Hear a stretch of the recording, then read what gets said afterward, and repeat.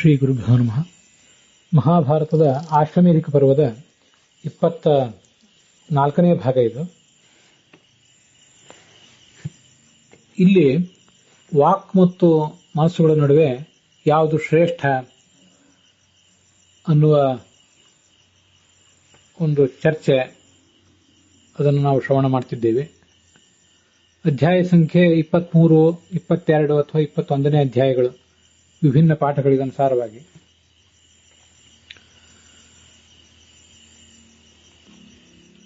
ಅಲ್ಲಿ ಸುಮಾರು 19-20 ಶ್ಲೋಕಗಳು ಈ ಹಿಂದೆ ಮುಕ್ತಾಯ ಕಂಡಿವೆ. ಪ್ರಾಣಾಪಾನಾಂತರೇ ತಸ್ಮಾತ್ ಆವಾಂ ನಿತ್ಯಂ ಪ್ರತಿಷ್ಠಿತಾಂ ಪ್ರೀಯಮಾಣಂ ಮಹಾಭಾಗೆ ವಿನಾ ಪ್ರಾಣಮಪಾನತಿ ಪ್ರಜಾಪತಿ ಮುಪಾಧಾವತ್ ಪ್ರಸೀದ ಭಗವನ್ನೀತಿ ಅನ್ನುವ ಒಂದು ಶ್ಲೋಕದ ವಿವರವನ್ನು ಇವತ್ತು ನಾವು ನೋಡಬೇಕು. ಪಾಠವು ಕೂಡ ಸ್ವಲ್ಪ ಸಂದಿಗ್ಧವೇ ಆಗಿದೆ. ಪ್ರಾಣಾಪಾನಾಂತರೇ ದೇವಿ ವಾಗ್ವೈ ನಿತ್ಯಂ ಸ್ಮ ತಿಷ್ಠತಿ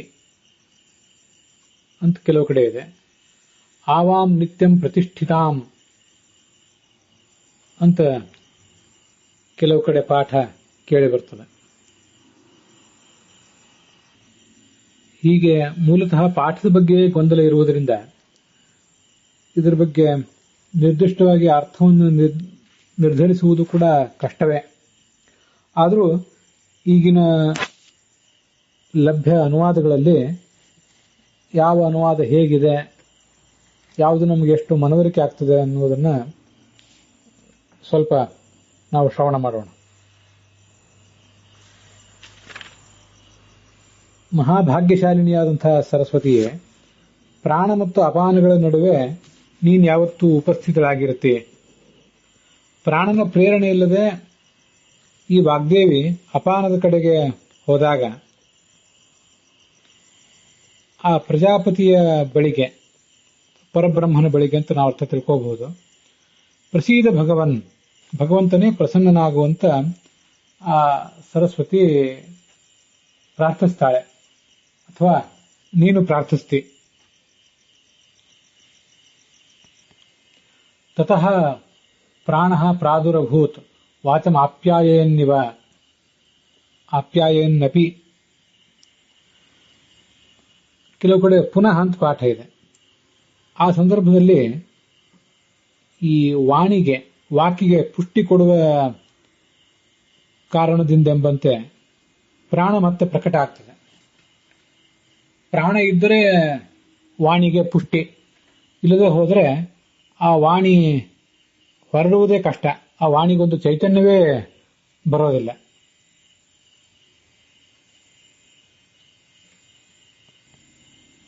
ತಸ್ಮಾದ್ ಉಚ್ಛ್ವಾಸಮಾಸಾದ್ಯ ನವಾಗ್ವದತಿ ಕರಿಹಿಚಿತ. ಇದನ್ನ ನಾನು ಕಳೆದ ದಿವಸವೂ ಕೂಡ ಹೇಳಿದ್ದೆ. ಶ್ವಾಸ ನಾವು ಹೊರಗೆ ಬಿಡುವಾಗ ಶಬ್ದಗಳನ್ನು ಉಚ್ಚರಿಸಲಿಕ್ಕೆ ಸಾಧ್ಯ. ಹೊರಗೆ ಬಿಟ್ಟ ಶ್ವಾಸ ಪೂರ್ಣವಾಗಿ ಹೊರಗೆ ಹೋದಾದ ಮೇಲೆ ಇನ್ನೇನೂ ಶ್ವಾಸವನ್ನು ಹೊರಗೆ ಬಿಡಲಿಕ್ಕಿಲ್ಲ ಅಂತಾದಾಗ ಮತ್ತೆ ಉಸಿರನ್ನು ಒಳಗೆ ಎಳೆದುಕೊಂಡು ಮುಗಿದಾದ ಮೇಲೆ ಮತ್ತೆ ಶ್ವಾಸವನ್ನು ಹೊರಗೆ ಬಿಡ್ತಾನೆ ಮಾತನಾಡಬೇಕು. ಅಂತೂ ಯಾವುದೇ ಧ್ವನಿ ಹೊರಡುವುದು ಶ್ವಾಸ ಹೊರಗೆ ಬರುವಾಗಲೇ. ಶ್ವಾಸ ಒಳಗೆ ಹೋಗುವಾಗ ಯಾವುದೇ ಧ್ವನಿಯನ್ನು ಹೊರಡಿಸಲಿಕ್ಕೆ ಬರೋದಿಲ್ಲ ಅನ್ನುವುದು ಇಲ್ಲಿ ಕೂಡ ಕೇಳಿ ಬರ್ತದೆ. ಇದರ ಕುರಿತಾಗಿ ಒಂದಿಷ್ಟು ಅಧ್ಯಯನಗಳು ನಡೆದಿವೆ ಭಾಷಾಶಾಸ್ತ್ರದಲ್ಲಿ. ಅದಕ್ಕೆ ಸಂಬಂಧಪಟ್ಟಂತಹ ವಿಷಯಗಳನ್ನು ಕೂಡ ಈಗ ನಾವು ನೋಡೋಣ. ಕೆಲವು ಭಾಷೆಗಳಲ್ಲಿ ಶ್ವಾಸವನ್ನು ಒಳಗೆ ಎಳೆದುಕೊಳ್ಳುವಾಗಲೂ ಕೂಡ ಕೆಲವು ಧ್ವನಿಗಳನ್ನು ಹೊರಡಿಸಬಹುದು ಅಂತ ಹೇಳ್ತಾರೆ. In English, a gasp exclamation seems to be the only word spoken while inhaling. Though it is sometimes implied that the expression is not voluntary, it typically is in most conversations. ಮಾತನಾಡುವಾಗ ಕೆಲವು ಬಾರಿ ನಾವೇನಾದ್ರು ಉದ್ಗಾರವನ್ನು ಮಾಡುವ ಪ್ರಸಂಗ ಬರ್ತದೆ. ಆ ಉದ್ಗಾರವನ್ನು ಮಾಡುವ ಪ್ರಸಂಗ ಬಂದಾಗ ಗ್ಯಾಸ್ಪ್ ಮಾಡ್ತೇವೆ, ಉಸಿರನ್ನು ಒಳಗೆ ಎಳೆದುಕೊಳ್ತೇವೆ. ಗ್ಯಾಸ್ಪ್ ಎಕ್ಸ್ಕ್ಲಮೇಷನ್, ಉಸಿರನ್ನು ಒಳಗೆ ಎಳೆದುಕೊಳ್ತಾ ಒಂದು ರೀತಿಯಾದಂತಹ ಉದ್ಗಾರವನ್ನು ಮಾಡ್ತೇವೆ. ಪ್ರಾಯ ಅದೊಂದೇ ಶಬ್ದವೇ ಉಸಿರನ್ನು ಒಳಗೆ ಎಳೆದುಕೊಳ್ಳುವಾಗ ನಾವು ಹೊರಡಿಸಬಹುದಾದಂತಹ ಒಂದು ಧ್ವನಿ.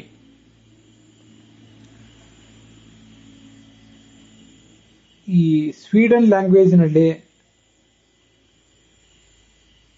ಮತ್ತೆ ಕೆಲವು ಸ್ಕಾಂಡಿನೇವಿಯನ್ ಲ್ಯಾಂಗ್ವೇಜ್ಗಳಲ್ಲಿ ಇಂಥ ಕೆಲವು ಧ್ವನಿಗಳನ್ನು ಹೊರಡಿಸ್ತಾರೆ. Equivalent to English HUH. ಇಂಗ್ಲಿಷ್ನಲ್ಲಿ ನಾವು ಓಹ್ ಅಂತೇವೆ.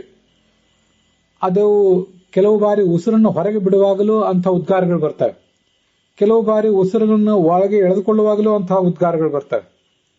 ಅಂತೂ ಕೆಲವು ಉದ್ಗಾರಗಳು ಉಸಿರನ್ನು ಒಳಗೆ ಎಳೆದುಕೊಳ್ಳುವಾಗಲೂ ಕೂಡ ಸಾಧ್ಯ ಆಗ್ತವೆ ಅಂತ ನಾವು ತಿಳಿಯಬಹುದು.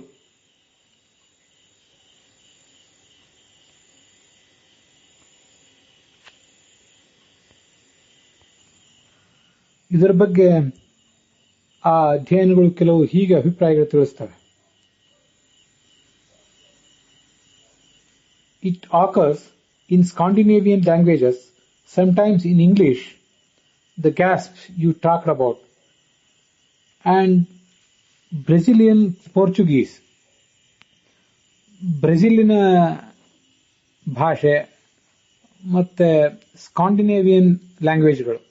ಸ್ಕಾಂಡಿನೇವಿಯನ್ ಲ್ಯಾಂಗ್ವೇಜ್ಗಳು ಅಂದರೆ ಧ್ರುವದ ಸಮೀಪ ಇರುವಂತಹ ನಾರ್ವೆ, ಸ್ವೀಡನ್ ಇತ್ಯಾದಿ ಕೆಲವು ದೇಶಗಳೇನಿವೆ, ಅಲ್ಲಿ ಇಂಥ ಕೆಲವು ಉದ್ಗಾರದ ಸೌಂಡ್ಗಳು ಅವೆಲ್ಲ ಶ್ವಾಸವನ್ನು ಒಳಗೆ ಎಳೆದುಕೊಳ್ಳುವಾಗ ಕೇಳಿ ಬರ್ತವೆ.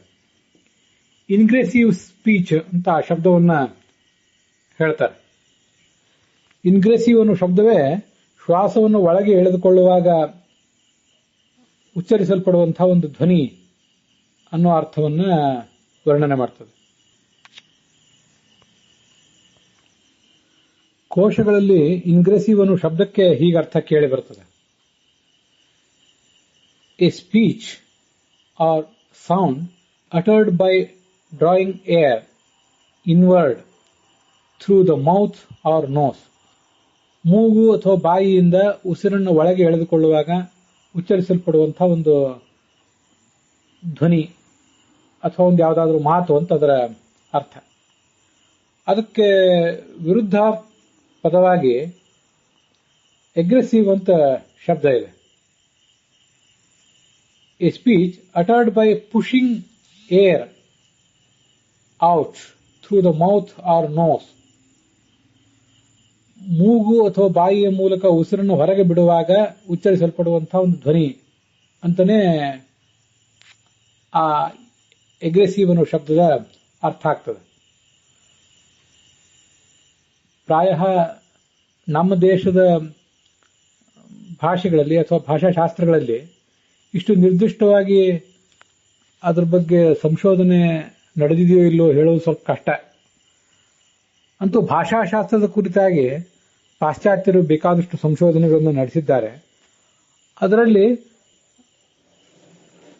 ಉಸಿರನ್ನು ಒಳಗೆ ಎಳೆದುಕೊಳ್ಳುವಾಗ ಮತ್ತು ಉಸಿರನ್ನು ಹೊರಗೆ ಬಿಡುವಾಗ ಉಚ್ಚರಿಸಲ್ಪಡುವಂತಹ ಆ ಶಬ್ದಗಳಿಗೆ ಪ್ರತ್ಯೇಕ ಹೆಸರುಗಳನ್ನೇ ಇಟ್ಟು ಮತ್ತು ಆ ಶಬ್ದಗಳು ಯಾವುವು, ಉಸಿರನ್ನು ಒಳಗೆ ಎಳೆದುಕೊಳ್ಳುವಾಗ ಹೇಳಲ್ಪಡುವ ಶಬ್ದ ಯಾವುದು ಅನ್ನೋದನ್ನೆಲ್ಲ ಸ್ಪಷ್ಟವಾಗಿ ಅವರು ಗುರುತಿಸಿಯೂ ಇದ್ದಾರೆ. ಪ್ರಾಯ ಇಂಗ್ಲಿಷಿನಲ್ಲಿ ಮತ್ತೆ ಕನ್ನಡದಲ್ಲಿಯೂ ಕೂಡ ಬೇರೆ ಯಾವುದೇ ಭಾಷೆಯಲ್ಲಿಯೂ ಅಂಥ ಉದ್ಗಾರಗಳು ಅಂತನ್ನೋದು ಯಾವುದೇ ಭಾಷೆಗೂ ಸಮಾನ. ಅದೇನು ನಿರ್ದಿಷ್ಟವಾಗಿ ಇಂಗ್ಲಿಷಿಗೆ ಸಮಾನ ಆಗಬೇಕು ಅಂತ ಏನಿಲ್ಲ. ಅಂಥ ಒಂದು ಉದ್ಗಾರಗಳನ್ನ ಉಸಿರನ್ನು ಒಳಗೆ ಎಳೆದುಕೊಳ್ಳುವಾಗ ನಾವು ಮಾಡ್ತೇವೆ. ಅಂಥ ಅನುಭವ ಎಲ್ಲರಿಗೂ ಆಗಿರ್ತದೆ. ಆದರೆ ಈ ಅನುಭವವನ್ನು ವಿಶ್ಲೇಷಿಸಿ ನೋಡಿದಾಗ ಮಾತ್ರ ಅದು ನಮ್ಮ ಗಮನಕ್ಕೆ ಬರ್ತದೆ. ಇಲ್ಲಿ ಮತ್ತೊಂದು ಮಾಹಿತಿ ಹೀಗೆ ನಮಗೆ ಕೇಳಿ ಬರ್ತದೆ.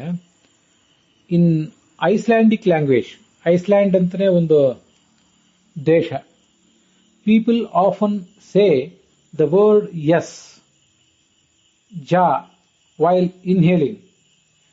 ಈ ಎಸ್ ಅನ್ನೋದೇನಿದೆಯಲ್ಲ, ಎಸ್ ಅನ್ನೋಲ್ಲಿ ಏನು ಕೇಳಿ ಬರ್ತದಲ್ಲ ವೈ ಅಂತ, ಅದನ್ನ ಕೆಲವು ಭಾಷೆಗಳಲ್ಲಿ ಜೆ ಅಂತ ಬರೀತಾರೆ. ವಿಶೇಷತಃ ಈ ಯುರೋಪಿಯನ್ ಲ್ಯಾಂಗ್ವೇಜ್ಗಳಲ್ಲಿ ಅಂಥದ್ದೊಂದು ಪದ್ಧತಿ ಇದೆ. ಎಸ್ ಅಂತ ಇಂಗ್ಲಿಷ್ನಲ್ಲಿ ಬರೋದು, ಅದರ ಉಚ್ಚಾರವನ್ನ ಜಾ ಅಂತ, ಜೆ ಎ ಅಂತ ಕೊಟ್ಟಿದ್ದಾರೆ. ಅಥವಾ ಪ್ರಾಯ ಜೆ ಎ ಅಂತ ಅವ್ರು ಬರೆಯುವಾಗ ಬರೀತಾರೆ, ಅದನ್ನು ಉಚ್ಚಾರ ಮಾಡುವಾಗ ಮಾತ್ರ ಎಸ್ ಅಂತ ಉಚ್ಚಾರ ಮಾಡ್ತಾರೋ ಏನೋ, ಹಾಗೂ ಆಗ್ತದೆ. ಹೀಗೆ ಯಕಾರಗಳನ್ನ ಮತ್ತು ಜಕಾರಗಳನ್ನ ಅದರ ಬದಲಾಗಿ ಉಪಯೋಗ ಮಾಡುವುದು ಆ ಪಾಶ್ಚಾತ್ಯ ಭಾಷೆಗಳಲ್ಲೂ ಇದೆ. ನಮ್ಮಲ್ಲೂ ಕೂಡ ಪಶ್ಚಿಮ ಬಂಗಾಳ ಇತ್ಯಾದಿ ಭಾಷೆಗಳಲ್ಲಿ ಯತ್ರ ಯತ್ರ ಅನ್ನುವುದನ್ನ ಜತ್ರ ಜತ್ರ ಅಂತ ಹೇಳ್ತಾರೆ. ಯತ್ರ ಯತ್ರ ಧೂಮಃ ತತ್ರ ತತ್ರ ಅಗ್ನಿಹಿ ಅನ್ನುವುದನ್ನು ನಾವೆಲ್ಲ ಕೇಳಿರ್ತೇವೆ. ಎಲ್ಲೆಲ್ಲಿ ಧೂಮ ಇದೆಯೋ ಅಲ್ಲೆಲ್ಲ ಅಗ್ನಿ ಇದೆ ಅಂತ, ಅದು ಯತ್ರ. ಆ ಯತ್ರ ಅನ್ನುವುದನ್ನ ಅವರು ಪಶ್ಚಿಮ ಬಂಗಾಳದ ವಿದ್ವಾಂಸರು ಜತ್ರ ಜತ್ರ ಅಂತಾರೆ. ಹಾಗೆ ಬ್ಯೋರ್ನ್ಬರ್ಗ್ ಒಬ್ಬ ವ್ಯಕ್ತಿಯ ಹೆಸರಿದೆ, ಒಬ್ಬ ಕ್ರೀಡಾಪಟುವಿನ ಹೆಸರು. ಅದನ್ನ BJ O ಅಂತ ಬರೆದು ಆ ಜೆ ಅಂತ ಅದನ್ನು ಉಚ್ಚರಿಸದೆ ಬ್ಯೋರ್ನ್ ಅಂತ ಉಚ್ಚರಿಸ್ತಾರೆ. ಬರೆಯುವುದು ಜಕಾರ, ಆದರೆ ಉಚ್ಚರಿಸುವುದು ಯಕಾರ. ಹೀಗೆ ಯಕಾರ ಮತ್ತು ಜಕಾರಗಳಿಗೆ ಒಂದು ಯಥೇಚ್ಛವಾದಂತಹ ವಿನಿಮಯ. ಜಕಾರದ ಸ್ಥಾನದಲ್ಲಿ ಯಕಾರವನ್ನು, ಯಕಾರದ ಸ್ಥಾನದಲ್ಲಿ ಜಕಾರವನ್ನು ಉಚ್ಚರಿಸುವುದು ಕಂಡು ಬಂದೇ ಬರ್ತದೆ.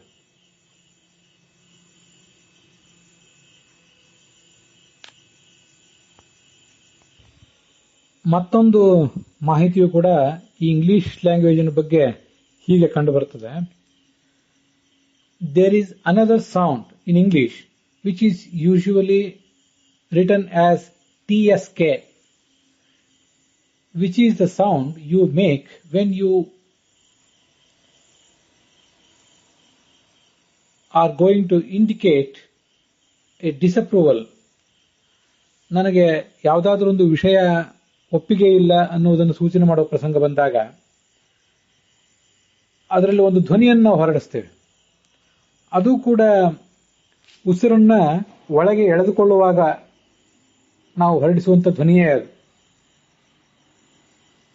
ಅದನ್ನ TSK ಅಂತ ಏನು ಬರ್ತಿದಾರಲ್ಲ, ಕನ್ನಡದಲ್ಲಿ ಹೇಳುವುದಾದ್ರೆ ನಾವು ಕೆಲವು ಬಾರಿ ಅದಕ್ಕೊಂದು ಚಕಾರವನ್ನು ಎತ್ತೇವೆ ಅಂತ ಧ್ವನಿಯನ್ನು ಮಾಡ್ತೇವೆ. ಇದನ್ನು ಗಮನಿಸಿ ನೀವು, ನಾನು ಮಾಡಿದಂಥ ಧ್ವನಿಯನ್ನು. ಅದನ್ನೇ ಪ್ರಾಯ TSK ಅಂತ ಅವರು ಇಂಗ್ಲಿಷ್ನಲ್ಲಿ ಬರೆದಿದ್ದಿರಬಹುದು. So gasp is not the only ingressive sound used by English speakers. ಹಾಗಾಗಿ ಇಂಗ್ಲಿಷ್ ಲ್ಯಾಂಗ್ವೇಜಿನಲ್ಲಿ ಗ್ಯಾಸ್ಪ್ ಅಂದ್ರೆ ಉಸಿರನ್ನು ಒಳಗೆ ಎಳೆದುಕೊಳ್ಳುವಂತಹ ಉದ್ಗಾರ ಏನಿದೆಯಲ್ಲ, ಅದೊಂದು ಮಾತ್ರ ಇನ್ಗ್ರೆಸಿವ್ ಸೌಂಡ್ ಅಲ್ಲ, ಹೊರತು TSK ಅನ್ನುವ ಸೌಂಡು ಕೂಡ ಇದು ಇನ್ಗ್ರೆಸಿವ್ ಸೌಂಡೇ. ಇನ್ಗ್ರೆಸಿವ್ ಅನ್ನೋದನ್ನ ನಾನು ಮತ್ತೊಂದ್ಸರಿ ನೆನಪು ಮಾಡ್ತೇನೆ. ಉಸಿರನ್ನು ಒಳಗೆ ಎಳೆದುಕೊಳ್ಳುವಾಗ ಹೊರಡಿಸಬಹುದಾದಂತಹ ಒಂದು ಧ್ವನಿ ಅಂತ.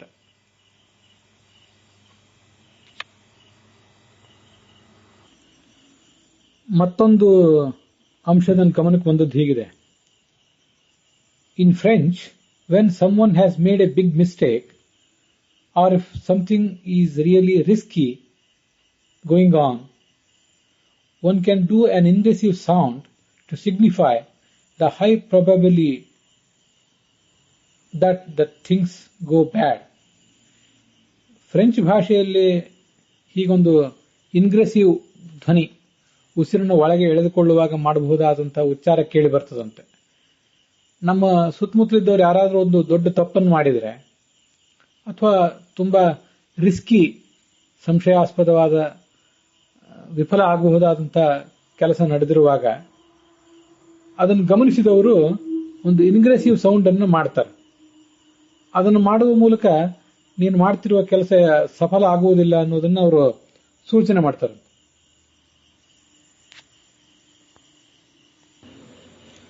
ಹೀಗೆ ಉಸಿರನ್ನು ಒಳಗೆ ಎಳ್ಕೊಳ್ಳುವಾಗಲೂ ಕೂಡ ಕೆಲವು ಸೌಂಡ್ಗಳನ್ನು ಹೊರಡಿಸಬಹುದು ಅಂತ ಕೆಲವು ಭಾಷೆಗಳೇ ಇವೆ. ಎಲ್ಲಾ ಭಾಷೆಗಳಲ್ಲೂ ಕೆಲವು ಧ್ವನಿಗಳನ್ನು ಹಾಗೆ ಹೊರಡಿಸಬಹುದು. ಅಥವಾ ಕೆಲವು ಭಾಷೆಗಳಲ್ಲಿ ಉಸಿರನ್ನು ಒಳಗೆ ಎಳೆದುಕೊಳ್ಳುವಾಗ ಉಚ್ಚರಿಸಲ್ಪಡುವಂತಹ ಧ್ವನಿಗಳು, ಇನ್ಗ್ರೆಸಿವ್ ಸೌಂಡ್ಸ್, ಹೆಚ್ಚಿಗೆ ಇದ್ರೂ ಇರಬಹುದು. ಆದರೂ ಮಹಾಭಾರತದಲ್ಲಿ ಬಂದಂತಹ ಈ ಮಾತೇನಿದೆ, ತಸ್ಮಾತ್ ಉಚ್ಛ್ವಾಸಮಾಸಾದ್ಯ ನವಾಗ್ವದತಿ ಕರಿಹಿಚಿತ ಅನ್ನೋದು, ಇದು ಒಂದು ಸಾಮಾನ್ಯವಾಗಿ ಎಲ್ಲಾ ಭಾಷೆಗಳಲ್ಲಿಯೂ ಎಲ್ಲ ಕಾಲಗಳಲ್ಲಿಯೂ ಭಾಷೆಗೆ ಸಂಬಂಧಿಸಿದಂತಹ ಉಚ್ಚಾರಕ್ಕೆ ಸಂಬಂಧಪಟ್ಟಂತಹ ಒಂದು ಸಾಮಾನ್ಯ ನಿಯಮ ಅಂತ ನಾವು ತಿಳಿಯಬಹುದು. ಸಾಮಾನ್ಯವಾಗಿ ಉಸಿರನ್ನು ಹೊರಗೆ ಬಿಡುವಾಗಲೇ ಶಬ್ದಗಳನ್ನು ಉಚ್ಚರಿಸುವುದು ಅಂತ. ಆದರೂ ಉಸಿರನ್ನು ಒಳಗೆ ಎಳೆದುಕೊಳ್ಳುವಾಗಲೂ ಕೆಲವು ಧ್ವನಿಗಳನ್ನು ಹೊರಡಿಸ್ತೀವಿ ಎನ್ನುವುದು ನಮ್ಮ ಗಮನದಲ್ಲಿ ಇರಬೇಕು. ಘೋಷಿಣಿ ಜಾತ ನಿರ್ಘೋಷ ನಿತ್ಯಮೇವ ಪ್ರವರ್ತತೆ ತಯೋರಪಿ ಚ ಘೋಷಿಣ್ಯಾಹ ನಿರ್ಘೋಷೈವ ಗರೀಯಸಿ ಅಂತ ಮುಂದಿನ ಶ್ಲೋಕ. ಈ ಶ್ಲೋಕಕ್ಕಾಗಲಿ ಇದ್ರ ಹಿಂದಿನ ಶ್ಲೋಕಕ್ಕಾಗಲಿ ಅರ್ಥ ಹೇಳುವುದು ಸ್ವಲ್ಪ ಕಷ್ಟವೇ. 19ನೇ ಶ್ಲೋಕ, ಪ್ರಾಣ ಮತ್ತು ಅಪಾನಗಳ ಮಧ್ಯದಲ್ಲಿ ವಾಗ್ದೇವತೆ ಉಪಸ್ಥಿತರಾಗಿರ್ತಾಳೆ ಅನ್ನೋ ಮಾತೇನಿದೆ, ಅದರ ಅಂತರಾರ್ಥ ಏನು ಅಂತ ನಾವು ಊಹೆ ಮಾಡೋದು ಕಷ್ಟ. ಸ್ಥೂಲವಾದ ಅನುವಾದಗಳನ್ನು ಮಾಡಿ ಕೈ ಬಿಟ್ಟಿದ್ದಾರೆ ಅನುವಾದಕಾರರು ಕೂಡ. ಈಗ ಘೋಷಿಣಿ ಜಾತ ನಿರ್ಘೋಷ ಅನ್ನೋದು ನೋಡೋಣ. ವಾಗ್ದೇವಿ, ನೀನು 2 ಥರದವಳಿದ್ದಿ. ಒಂದು ಘೋಷಯುಕ್ತಳಾಗಿದ್ದಿ, ಅಂದ್ರೆ ಸ್ಪಷ್ಟವಾಗಿ ಕೇಳಲ್ಪಡ್ತಿ. ಘೋಷರಹಿತಳಾಗಿದ್ದಿ, ಅಂದ್ರೆ ಸ್ಪಷ್ಟವಾಗಿ ಕೇಳಲ್ಪಡದಂತಹ ಶಬ್ದವೂ ಅಂಥದೊಂದು ರೂಪವೂ ನಿನ್ನದಿದೆ. ಘೋಷರಹಿತವಾದಂತಹ ನಿನ್ನ ಅಸ್ತಿತ್ವ ಎಲ್ಲರಲ್ಲೂ ಯಾವ ಕಾಲಕ್ಕೂ ಇರ್ತದೆ. ಅದರಲ್ಲೂ ಘೋಷಯುಕ್ತವಾದ ವಾಣಿಗಿಂತ, ಎಲ್ಲರಿಗೂ ಕೇಳಿಸಲ್ಪಡುವಂತಹ ವಾಣಿಗಿಂತ ಕೇಳಿಸದೇ ಇರುವಂತಹ ವಾಣಿಯೇ ಶ್ರೇಷ್ಠ. ಯಾಕೆಂದ್ರೆ ಘೋಷಯುಕ್ತವಾದಂತಹ ವಾಣಿಗೆ ಪ್ರಾಣಶಕ್ತಿಯ ಸಹಾಯ ಬೇಕಾಗ್ತದೆ. ಪ್ರಾಣಶಕ್ತಿ ಇಲ್ಲದೆ ಹೋದ್ರೆ ಅಂತ ಘೋಷ ಸಹಿತವಾದಂತಹ ಮಾತೇ ಹೊರಡೋದಿಲ್ಲ. ಆದರೆ ಘೋಷರಹಿತವಾದಂತಹ ವಾಣಿ ಮಾತ್ರ ಪ್ರಾಣಶಕ್ತಿಯ ಸಹಾಯವಿಲ್ಲದೆ ಸ್ವಾಭಾವಿಕವಾಗಿಯೇ ಉಚ್ಚರಿಸಲ್ಪಡುತ್ತದೆ. ಭಾರತ ದರ್ಶನ ಪ್ರಕಾಶನದ ಅನುವಾದದಲ್ಲಿ ಘೋಷರಹಿತವಾದಂತಹ ವಾಣಿ ಪ್ರಾಣಶಕ್ತಿಯ ಸಹಾಯವಿಲ್ಲದೆ ಸ್ವಾಭಾವಿಕವಾಗಿಯೇ ಸೋಹಂ ಅಂತ ಉಚ್ಚರಿಸಲ್ಪಡುತ್ತದೆ. ಹಂಸಃ ಸೋಹಂ, ಇದರ ಹಿಂದೆ ಕೂಡ ನಾವು 1-2 ಬಾರಿ ನೋಡಿದ್ವಿ. ಉಸಿರನ್ನ ಒಳಗೆ ಎಳೆದುಕೊಳ್ಳುವಾಗ ಹೊರಗೆ ಬಿಡುವಾಗ ಒಂದು ಹಂಸ ಮಂತ್ರ ಜಪ ನಡೆದಿರ್ತದೆ. ಯಾವತ್ತೂ ಕೂಡ ನಮ್ಮ ಶ್ವಾಸೋಚ್ಛ್ವಾಸದ ಜೊತೆಗೇನೆ. ಅದರಲ್ಲಿ ಒಂದಿದು ಸೋಹಂ, ನಾನೇ ಆ ಭಗವಂತ. ಹಂಸ ಅಂದ್ರೆ ನಿರ್ದುಷ್ಟನಾದ ಭಗವಂತ, ಅವನೇ ನಾನಾಗಿದ್ದೇನೆ, ಅಥವಾ ನಾನು ಅವನ ಪ್ರತಿಬಿಂಬನಾಗಿದ್ದೇನೆ ಅಂತ ಅದರ ಅರ್ಥ. ಸೋಹಂ ಅನ್ನುವುದು ಹಂಸಮಂತ್ರ ರೂಪದಿಂದ ಉಚ್ಛ್ವಾಸ ನಿಶ್ವಾಸಗಳಲ್ಲಿಯೇ ಸೇರಿಕೊಂಡು ಉಚ್ಚರಿಸಲ್ಪಟ್ಟಿದೆ ಅಂತ ಅವರು ಬರೀತಾರೆ. ನಮ್ಮ ಉಸಿರನ್ನು ಒಳಗೆ ಎಳೆದುಕೊಳ್ಳುವಾಗ ಮತ್ತು ಹೊರಗೆ ಬಿಡುವಾಗ ಹಂ ಸಹ ಸೋಹಂ ಅಂತ ಹೀಗೊಂದು ಹೋಲಿಕೆ ಇರುವಂತಹ ಪ್ರಕ್ರಿಯೆ ನಡೀತದೆ. ಅದನ್ನು ನಾವು ನಮ್ಮ ಉಸಿರಾಟವನ್ನು ನಾವೇ ಆಲಿಸುವ ಮೂಲಕ, ಗಮನಿಸುವ ಮೂಲಕ ಅನುಭವಿಸಬಹುದು. ಗೌರಿವ ಪ್ರಸವತ್ಯರ್ಥಾನ್ ರಸಮುತ್ತಮಶಾಲಿನಿ ಸತತಂ ಸ್ಯಂದತೆ ಹ್ಯೇಷಾಂ ಶಾಶ್ವತಂ ಬ್ರಹ್ಮವಾದಿನಿ. ಈ ಘೋಷಯುಕ್ತವಾದಂತಹ ವೈದಿಕ ವಾಣಿ ಹಾಲನ್ನು ಕೊಡುವಂತಹ ಹಸುವಿನಂತೆ ವೇದವನ್ನು ಓದುವಂತಹ ಒಬ್ಬ ವಿದ್ಯಾರ್ಥಿಗೆ ಬೇಕಾದ್ದೆಲ್ಲವನ್ನೂ ಕೊಡುತ್ತದೆ. ವೇದಾಧ್ಯಯನ ಮಾಡುವವನಿಗೆ ಸಕಲವೂ ಈ ಜಗತ್ತಿನಲ್ಲಿ ಪ್ರಾಪ್ತ ಆಗ್ತದೆ. ಅವನಿಗೆ ಸಿಗದೇ ಇರುವಂಥದ್ದೇ ಜಗತ್ತಿನಲ್ಲಿ ಯಾವುದೂ ಇಲ್ಲ. ಹೀಗೆ ಒಂದು ಗೋವು ತನ್ನ ಹಾಲಿನ ಮೂಲಕ ಜಗತ್ತನ್ನು ಪೋಷಣೆ ಮಾಡುವಂತೆ ಈ ವೇದವಾಣಿಯು ಕೂಡ ತನ್ನ ತತ್ವಜ್ಞಾನವೆಂಬ ಹಾಲಿನಿಂದ ಜಗತ್ತೆಲ್ಲವನ್ನು ಪೋಷಿಸ್ತಾ ಇದೆ. ಕುವಿದ್ವೃ ಷಣ್ಯಂತೀಭ್ಯ ಪುನಾನು ಗರ್ಭಮಾದದತ ಯಾ ಶುಕ್ರಂ ದೂಹತೆ ಪಯಃ ಅಂತ ಪವಮಾನ ಸೂಕ್ತದಲ್ಲೂ ಕೂಡ ಒಂದು ಮಾತಿದೆ. ಈ ವೇದಾಭಿಮಾನಿ ದೇವತೆಯರಿಗೆ, ಅರ್ಥಾತ್ ಸರಸ್ವತಿ ಭಾರತೀಯರಿಗೆ ಚತುರ್ಮುಖ ಮತ್ತು ಪ್ರಾಣರು ಗರ್ಭಾಧಾನ ಮಾಡಿದರು. ಆ ಸರಸ್ವತಿ ಮತ್ತು ಭಾರತೀಯರಿಬ್ಬರು ಕೂಡ ಶುಕ್ರಂ ದುಹತೆ ಪಯಃ, ನಮ್ಮ ದುಃಖ ಪರಿಹಾರಕವಾದಂತಹ ಹಾಲನ್ನ, ತತ್ವಜ್ಞಾನವೆಂಬ ಹಾಲನ್ನು ಕೊಡ್ತವೆ ಅಂತ ಅಲ್ಲಿ ವರ್ಣನೆ ಇದೆ. ಹೀಗೆ ವಾಕ್ ಮತ್ತು ಮನಸ್ಸುಗಳ ಅಂತರವನ್ನು ನೀನೇ ತಿಳಿದುಕೋ ಅಂತ ಆ ಪರಬ್ರಹ್ಮ ಸರಸ್ವತಿಗೆ ಹೇಳಿದೆ. ಆಗ ಸರಸ್ವತಿ ಕೇಳಿದ್ಲು, ಇನ್ನೂ ವಾಕ್ಗಳೇ ಹುಟ್ಟದೇ ಇದ್ದಾಗ,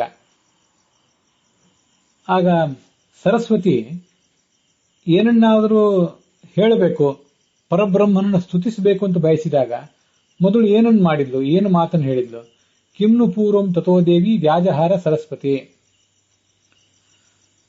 ಪ್ರಾಣೇನ ಯಾ ಸಂಶಯತೆ ಶರೀರೆ ಪ್ರಾಣಾದಪಾನಂ ಪ್ರತಿಪದ್ಯತೆಯತೋ ಉದಾನ ಭೂತಾಚ ವಿಸರ್ಜ್ಯ ದೇಹಂ ವ್ಯಾನೇನ ಸರ್ವಾನ್ ದಿವಮಾವೃಣೋತಿ ಅಂತ ಅದರ ಮುಂದಿನ ಉತ್ತರ. ವಾಗ್ದೇವಿ ಪ್ರಾಣದ ಮೂಲಕ ಶರೀರದಲ್ಲಿ ವ್ಯಕ್ತರಾಗ್ತಾಳೆ. ಆ ಪ್ರಾಣದಿಂದಲೇ ಅಪಾನ ಭಾವವನ್ನು ಹೊಂದುತ್ತಾಳೆ. ಮುಂದೆ ಉದಾನ ಸ್ವರೂಪಳಾಗಿ ಶರೀರವನ್ನು ಬಿಟ್ಟು ವ್ಯಾನ ರೂಪದಿಂದ ಆಕಾಶವನ್ನು ವ್ಯಾಪಿಸ್ತಾಳೆ. ಮುಂದೆ ಸಮಾನ ವಾಯುವಿನಲ್ಲಿ ಪ್ರತಿಷ್ಠಿತಳಾಗ್ತಾಳೆ. ಅದರಿಂದ ಸ್ಥಾವರಕ್ಕಿಂತಲೂ ಮನಸ್ಸು ಶ್ರೇಷ್ಠ, ಜಂಗಮಕ್ಕಿಂತಲೂ ವಾಗ್ದೇವಿ ಶ್ರೇಷ್ಠಳು ಅಂತ ಆ ಪರಬ್ರಹ್ಮ ಉತ್ತರವನ್ನು ಹೇಳ್ತಾನೆ. ಅದರ ಉತ್ತರದ ಸಾರಾಂಶವನ್ನು ಸಂಗ್ರಹ ಮಾಡಲಿಕ್ಕೆ ಭಾರತ ದರ್ಶನ ಪ್ರಕಾಶನದಲ್ಲಿ ಒಂದು ಪ್ರಯತ್ನ ಇದೆ. ಪೂರ್ಣ ನನಗೆ ಸಮಾಧಾನ ಆಗಲಿಲ್ಲ, ಆದರೂ ಹೇಳಿದ್ದೇನೆ. ಜೀವಾತ್ಮ ಮನಸ್ಸನ್ನ ಪ್ರೇರಿಸ್ತಾನೆ, ಉಚ್ಚಾರ ಮಾಡಬೇಕು ಅಂತ ಪ್ರೇರಿಸ್ತಾನೆ. ಆಗ ಮನಸ್ಸು ಆ ಜಠರಾಗ್ನಿಯನ್ನು ಪ್ರಜ್ವಲಿತಗೊಳಿಸ್ತದೆ. ಜಠರಾಗ್ನಿ ಪ್ರಜ್ವಲಿತ ಆದಾಗ ಅದರ ಪ್ರಭಾವದಿಂದ, ಆ ಅಗ್ನಿಯ ಪ್ರಭಾವದಿಂದ ಪ್ರಾಣವಾಯು ಅಪಾನದೊಂದಿಗೆ ಸೇರಿಕೊಳ್ತದೆ. ಮುಂದೆ ಆ ಅಪಾನ ಉದಾನದೊಂದಿಗೆ ಸೇರಿಕೊಳ್ತದೆ. ಇದರಿಂದ ಕಂಠ, ತಾಲು ಮೊದಲಾದ ಸ್ಥಾನಗಳಲ್ಲಿ ಆ ವಾಯು ಸಂಚಾರ ಆಗಿ ಆ ಎಲ್ಲ ಸ್ಥಾನಗಳಿಗೆ ವಾಯುವಿನ ಒಂದು ಪ್ರಹಾರ ಆಗಿ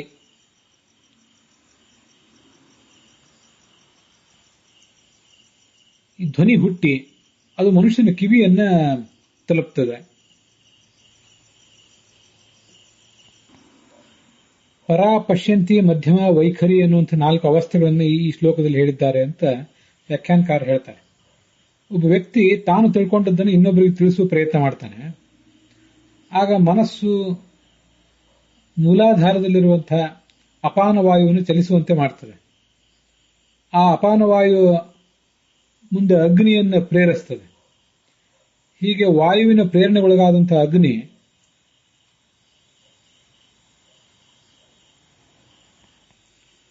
ಮೊದಲು ಪರ ಅನ್ನುವ ಧ್ವನಿಯನ್ನು ಹೊರಡಿಸ್ತದೆ. ಇದಕ್ಕೆ ಪರ ಅಂತ ಕರೀತಾರೆ. ತುಂಬಾ ಸೂಕ್ಷ್ಮವಾದ್ರಿಂದ, ಅತ್ಯಂತ ಸೂಕ್ಷ್ಮವಾದ್ರಿಂದ ಇದಕ್ಕೆ ಸೂಕ್ಷ್ಮ ಅಂತನೂ ಹೇಳ್ತಾರೆ. ಅದರ ನಂತರ ಬರುವಂತಹ ಅವಸ್ಥೆಯೇ ಪಶ್ಯಂತಿ ಅಂತ. ಪರ ಎಂಬ ಸೂಕ್ಷ್ಮ ಅವಸ್ಥೆ ಏನಿದೆಯಲ್ಲ ಧ್ವನಿಯದು, ಅದು ನಾಭಿ ದೇಶದವರೆಗೆ ಬಂದಾಗ ಆ ನಾಭಿಯ ಸಂಪರ್ಕದಿಂದಾಗಿ ಇದಕ್ಕೆ ಪಶ್ಯಂತಿ ಅಂತ ಹೇಳ್ತಾರೆ. ಪ್ರಾಣೇನ ಯಾ ಸಂಭವತೆ ಶರೀರೆ ಪ್ರಾಣಾದಪಾನಂ ಪ್ರತಿಪದ್ಯತೆ ಚ ಅಂತ ಈಗೇನು ನಾವು ಮಹಾಭಾರತದ ಶ್ಲೋಕ ನೋಡಿದ್ವಿ, ಅದರ ತಾತ್ಪರ್ಯ ಇದು. ಮುಂದೆ ಆ ನಾದ ಹೃದಯಕ್ಕೆ ಪ್ರಸರಿಸಿದಾಗ ಅದರ ಸಂಬಂಧದಿಂದ ಅದು ಮಧ್ಯಮ ಅಂತ ಕರೆಸ್ಕೋತದೆ. ಇದು 3ನೇ ಅವಸ್ಥೆ. ಈ ಅವಸ್ಥೆಯನ್ನ ಕಿವಿ ಮುಚ್ಚಿಕೊಂಡು ನಾವು ಕೂಡ ಕೇಳಬಹುದು. ಪರ ಮತ್ತು ಪಶ್ಯಂತಿ ಏನಿದೆ ನಮಗೂ ಕೇಳಿಸೋದಿಲ್ಲ, ಆದರೆ ಮಧ್ಯಮ ನಮಗೆ ಕೇಳಿಸ್ತದೆ, ಇನ್ನೊಬ್ಬರಿಗೆ ಕೇಳೋದಿಲ್ಲ. ಕೊನೆಯದ್ದು ವೈಖರಿ ಅಂತ. ಹೃದಯವನ್ನು ದಾಟಿ ಬಾಯಿಗೆ ಬಂದಾಗ ಧ್ವನಿ ಎಲ್ಲರಿಗೂ ಕೇಳುವಂತೆ ಆಗ್ತದೆ. ಅದನ್ನೇ ವೈಖರಿ ಅಂತ ಹೇಳ್ತಾರೆ ಅಂತ ಸ್ಥೂಲವಾಗಿ ಪರಾ ಪಶ್ಯಂತಿ, ಮಧ್ಯಮ, ವೈಖರಿ ಅನ್ನುವುದನ್ನ ನಾವು ವ್ಯಾಖ್ಯಾನಿಸಬಹುದು. ಉದಾನಭೂತಾಚ ವಿಸರ್ಜ್ಯ ದೇಹಂ ಅಂತೇನು ಒಂದು ಉತ್ತರಾರ್ಧದಲ್ಲಿ ಉಲ್ಲೇಖ ಇದೆ. ಅದರ ತಾತ್ಪರ್ಯವನ್ನು ಗ್ರಹಿಸುವುದು ಕಷ್ಟ. ನಮಗೂ ಇದನ್ನು ಗ್ರಹಿಸುವುದಾಗಲಿಲ್ಲ ಅಂತಾನೆ ಭಾರತ ದರ್ಶನ ಪ್ರಕಾಶನದ ಅನುವಾದದಲ್ಲಿ ಹೇಳ್ತಾರೆ. ಮನಸ್ಸಿಲ್ಲದೆ ಹೋದ್ರೆ ವಾಣಿಯೇ ಹುಟ್ಟೋದಿಲ್ಲ. ಮನಸ್ಸಿನ ಮೂಲಕವೇ ವೇದವಾಣಿ